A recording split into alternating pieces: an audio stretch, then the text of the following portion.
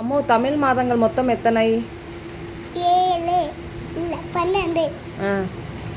சித்திரை, வைகாசி, ஆனி, ஆடி, ஆவணி, புரட்டாசி, ஐப்பசி, கார்த்திகை, மார்கழி, தை மாசி, பங்குனி.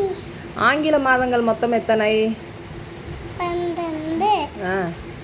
என்னென்ன? ஜனவரி, பிப்ரவரி, மார்ச், ஏப்ரல், மே, ஜூன், ஜூலை, August, September, October, November, December. வார நாட்கள் மொத்தம் எத்தனை? தெரியாது. வார நாட்கள் மொத்தம் எத்தனை? தெரியாது. 7.